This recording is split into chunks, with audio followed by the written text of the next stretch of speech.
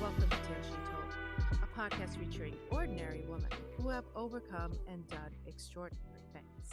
I'm your host, Farrah Haidar. Joining me today is also Farah. Farah, who is of Parsi origin, was born in London and raised in North India. She's a British national with an Indian heart and embraces the different facets of her identity with ease. After the untimely loss of her mother, struggling to reconcile the mysteries of life and death, Farah embarked on a journey inward to find a conduit to channel her loss and pain. Farah has built a career in the banking industry across continents over the span of 30 plus years and is now based in Dubai. In her spare time, Farah is an avid baker, I can relate to, and yogi. Farah, first, lovely name. We share a name. Um, Yeah, lovely name. yes. What attracted me to your story was this concept that you articulate, which is we choose our lives for the lessons we will learn, right? And given that your background is so diverse, especially religiously diverse, I mean, you're of Parsi origin in London, raised in North India, educated at a Catholic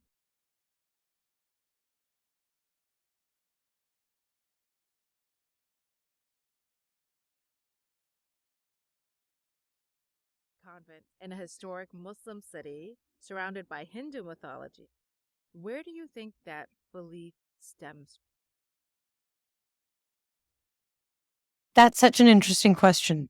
So I think if I look back, so choosing the lives for the lessons, that's for me more based in spirituality or faith, and that my mother gave me uh, whenever I was younger, or if I sort of said something wasn't quite making me happy, or I was annoyed about something, she would say, "Just remember, you chose that." Or especially if I was annoyed with her, she would be like, "Just remember you chose me as your mother." And I was like, really? I don't think I had much of a choice in that one.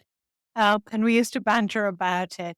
So I think the belief comes from the sense of if we're souls and souls are meant to grow and, evolve over time, each of the lessons has taught me something or has brought to light a hidden part of my strength or my personality or something, a skill set in me that perhaps I didn't know or wasn't even using.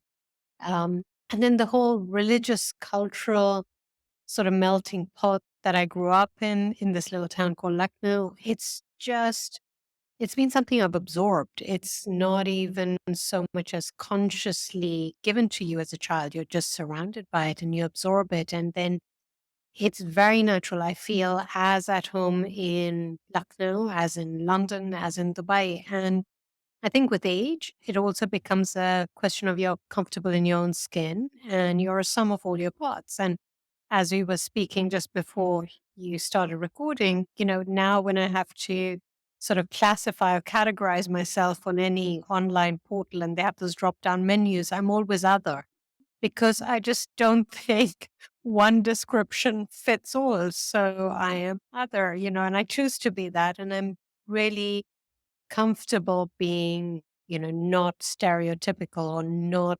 somebody that you can just attach one label to. So I think it's been a journey to get me there, but I kind of think I'm here now.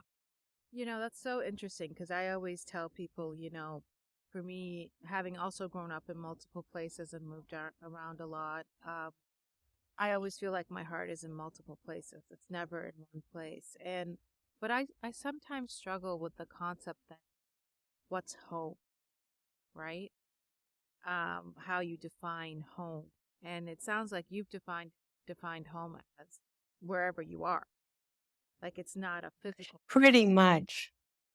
Yeah, pretty much. Like, I think means, yes, wherever I am, I will make an environment homely and make it home. But I also do think there's something about the land where you are, where you feel you belong. And I think, and I'm sure you relate to this, because in India, I'm not Indian enough. I went there as a child, I grew up, but then I left. And now when I go back, I carry with me, whatever influences have shaped me the way I am today. And even I was in India last week, and when I landed, the immigration officer looks at my British passport with great interest. And then when I speak to them in Hindi, you can see the sort of surprise on the face registering. And he sort of said, "Oh, I'm so happy you speak Hindi." And I said, "Yeah, my heart belongs here. I grew up here." So yes, that is home. When I walk in, I go to London, I'm equally at home. But I think it also is the land where you feel at home as well. Though pretty much today we're so global, it is wherever I am, I kind of feel comfortable in my own skin enough to be at home. It's so funny because I once entered a storytelling competition, and the question is, where are you from? Right? And I tell this story where you said, in India, you're not Indian enough, and in Britain, you're not British enough. And I tell this story of like going back after I lived in Beirut for a while, moved to the States, and I went back and I was speaking to everybody in Arabic, and they would reply in English. And I'm like, look, my Arabic's not that bad. And finally, I found someone who spoke to me back in Arabic, and I'm like, thank you for recognizing that this is where I'm from. And she just paused and looked at me. She's like, well, honey, you were trying so hard. Oh, that is sweet. But That yeah, is. so that's fascinating. But how do you get to that? Like, how do you find that comfortability in your own skin? I'm going to say gray hair and age, a little bit of experience, I think time. I remember when I was younger, my mother was always this very big character, and she would, we'd be sitting on the tube in London and she'd be smiling at people sitting across, and I'd be, "Mum, you don't smile at people on the tube because you never know how someone might react to you." And she always had this big personality, willing to, smile at people, embrace, the differences and just talk to strangers. And as I've gotten older, I find those qualities coming through. Um, and I think it's also, again, growing up, I wanted to fit in. As a child, you want to fit in, you want to belong. You don't want to be sort of pointed at as the different person in town, which I always experienced. And I used to say to my mom, I wish she was more conservative or more, she conformed more as well, because I was singled out mainly because of her sort of actions more than my own actions. And she would be, "You can't stop people talking any more than you can stop dogs barking." Like, I know it's a little bit extreme, but her point was, you can't live your life because of what somebody else might say. And I think that has really come home to me, more recently, if you like. And not that I'm out there being flamboyant or at all, but I'm true to myself. This is who I am. I can wear a sari and glam it up in India. I can be in a suit for my corporate work. I can be spiritual. I can love art. Like, I don't feel the need anymore to make excuses for who I am or try and hide or, or rein in the full Yes. experience of what I want to be, because I just feel it is who I am, and the right people will come into your orbit and, be accepting of who you are. And the ones who may potentially be unsettled by it will, they're not people you're going to want to hang out with anyway. So I find as I'm getting older and older, it's more about be who you are and, see where life takes you. Yeah, so I think that you also have a little bit of a unique thing in that, yes, you're of Indian origin, but you're Parsi, correct? So Correct. that I would consider it a minority. Yeah. Absolutely. And we are, and it's you're spot on. Like, even though we're Indian, we're different. Even in India, we're different. The Parsis are known to be this other community. We're very accepted. We're very part of the Indian cultural and society and the fabric of the country. But we came to India seeking asylum when the Arab invasion in, the 8th century in Persia, Iran now. So we're Zoroastrians by faith. Our religion is different. As a community, we are known to be sort of perhaps a slightly more Western focused or Western leaning rather than, the Indian cultural leanings. We've adopted practices like wearing the sari or even food, the way we cook our food. There's a lot of Indian influence in it. But we're there, and yet we're a little bit left off center. So you're absolutely right. That feeds into the whole narrative as well. Yeah, that's something I find fascinating. Having grown up in the Middle East, I find fascinating about the Middle East is as you make your way through, it really is very different, like in very short distances, right? Even Lebanon, which is the size of Connecticut, I've been. I love your country. it's tiny. But if the way stuff is pronounced in the South or made in the South, food wise, is very different than the North. Not very different, but there Yeah. are distinct Yeah, differences. Um, correct. and that's because we get influence from what borders us and they get influence from what Correct. borders them, right? So I always find that fascinating. But you've mentioned your mother several times. And I know you've written this beautiful book, Mahar, about your relationship with your mother. Tell us a little bit about what motivated you to write the book, what you were trying to communicate about your relationship with your mother. So the book is homage to my mother, right? It's about the legacy she leaves behind. We lost her in a tragic manner and in a very sort of untimely. She was very young. She was, turning 59 that particular year. Um, and it wasn't so much that I set out to write the book necessarily. It was as part of the therapy I went to after I lost her and I was processing the grief. We were encouraged to write our emotions and our thoughts. And I always used to get told you need to write more, or you're not accessing the emotion, or you need to write, get deeper. Um, and I always used to, I don't know what she means, but I'm doing the best I could at the time. And then there was a period where it was the words came to me almost. I've read somewhere that creativity comes to you rather than, from you. So it was a question of sitting down one evening, the words flowed, and I wrote a couple of chapters. And then I wasn't sure if I had a voice and a story to tell, and if anyone would want to read it, or if I was even any good at telling the story.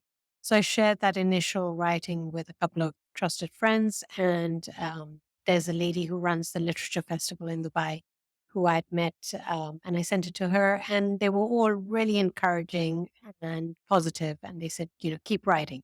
So the story developed from there, but the heart of the story is the relationship I have with my mother, as you say, and then how we lost her, and then how I found a way to overcome so that now my memory of her is not the end, but her entire sort of the duration and everything along with it. And I can laugh about things we did together or things she did that, we would joke about or tease her about. So my memories of her are, uh, different now. Earlier, they were perhaps sadder, more tinged with the grief of the ending, but now it's more about her life and how full it was and what a great life she lived in the years she was with us.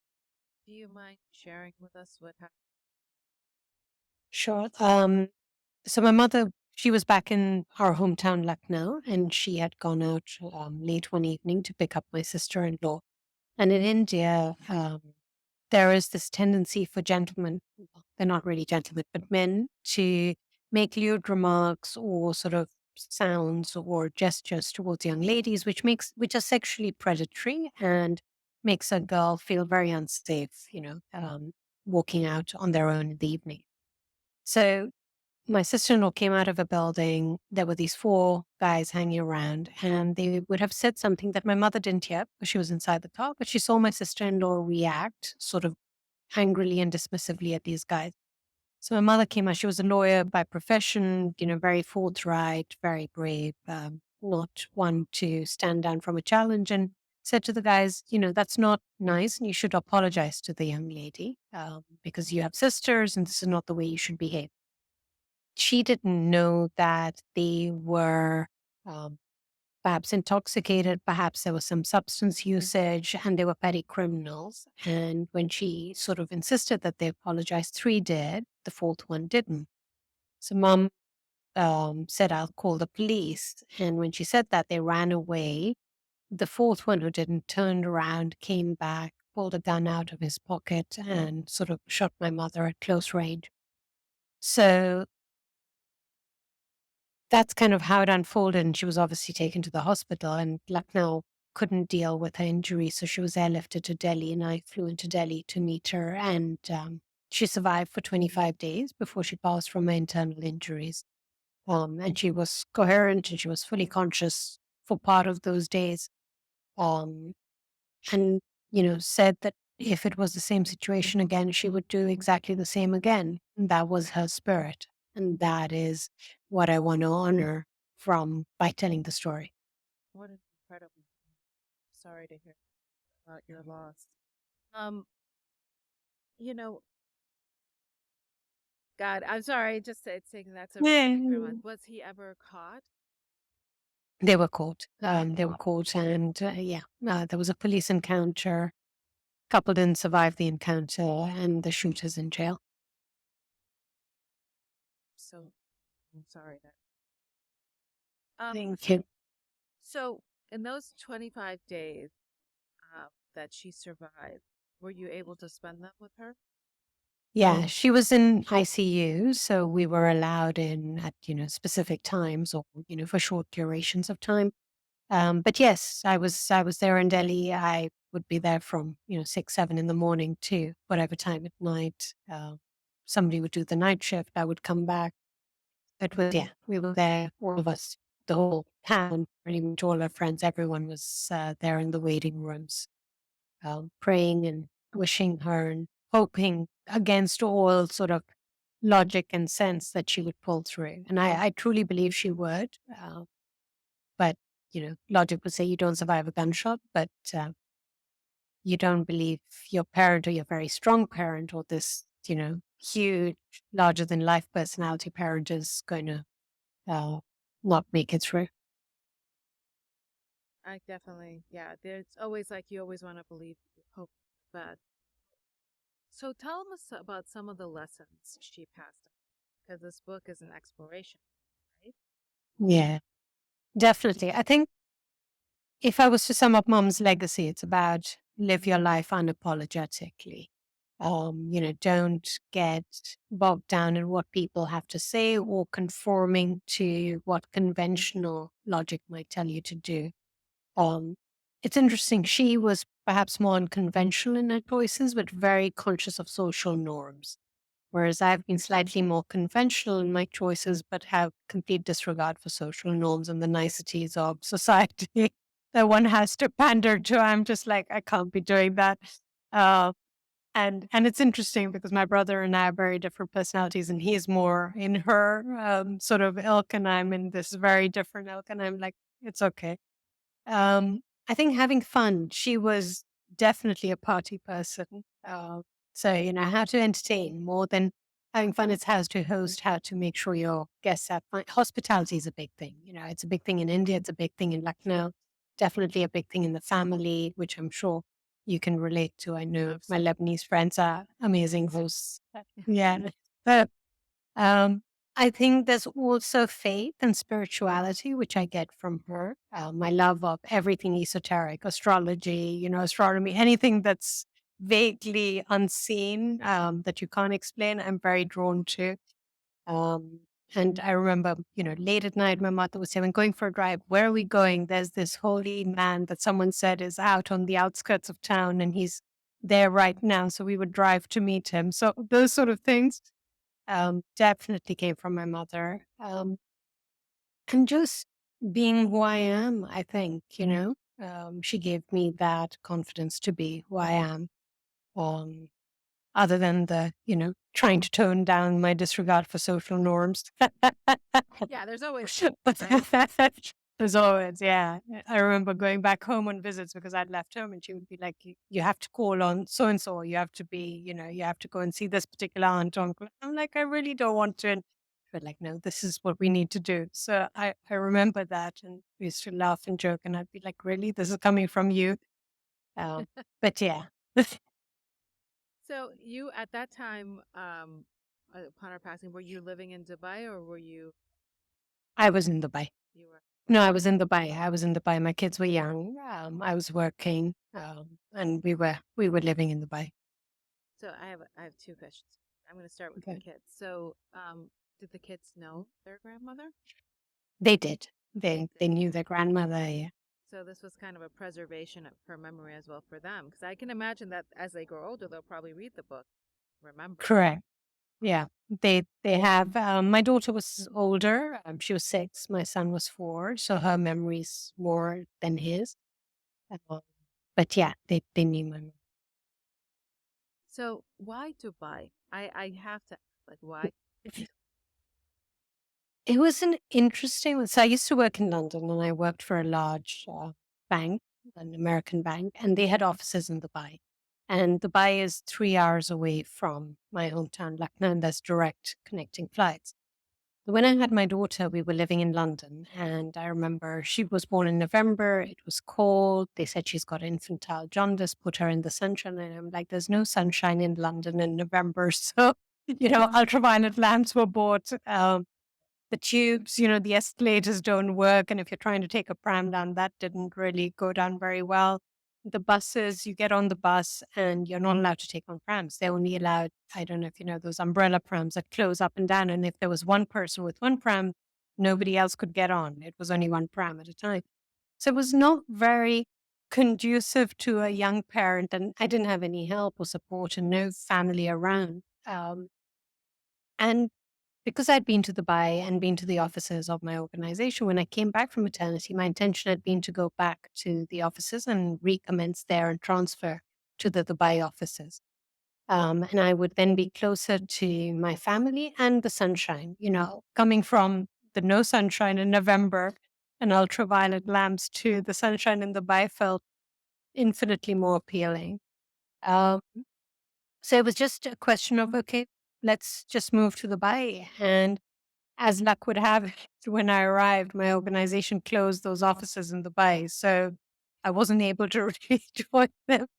But my husband, my ex-husband now, he started working here and we set up in Dubai. I've been here since. Didn't think I would be here all these years later, but 23 years, 22 years later, I'm still here.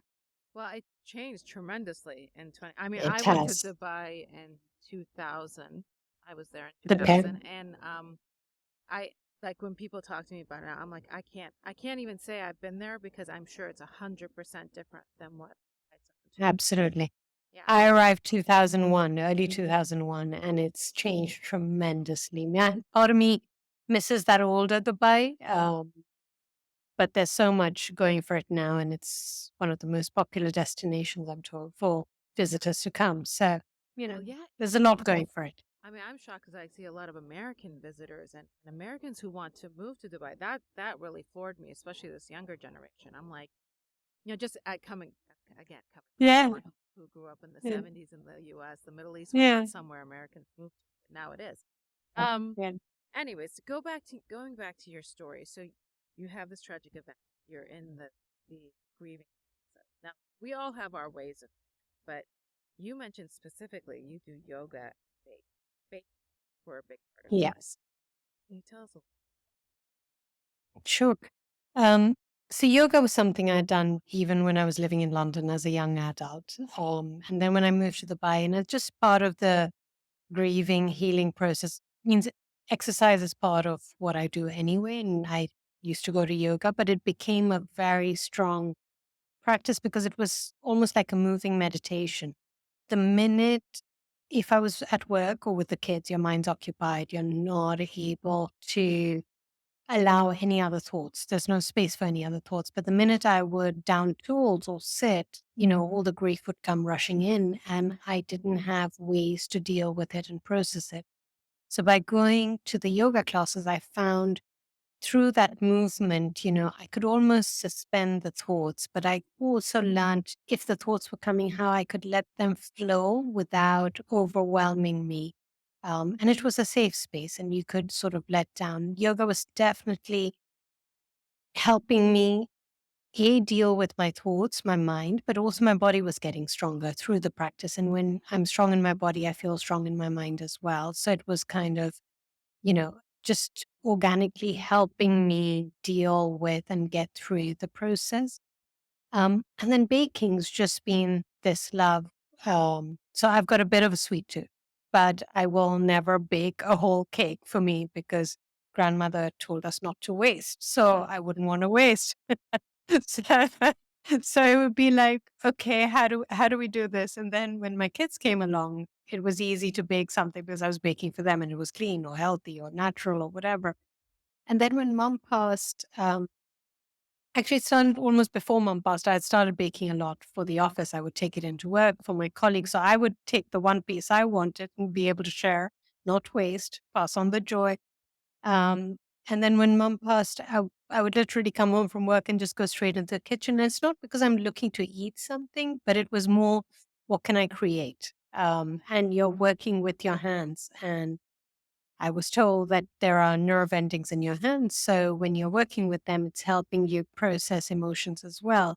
And then when you get the smell of something, from the oven that's being cooked or baked, and then you feed it to people and they get the joy from it, it sort of feeds into that little bit of let's bring some joy back into our life. So yeah, there was a lot of baking going on, is all I can say. As I listen to you speak, one thing that strikes me is it's almost like you felt a need to have to reconnect to a lot of emotion, almost as if you were struggling to make that connection. Am I picking Yeah. that up right?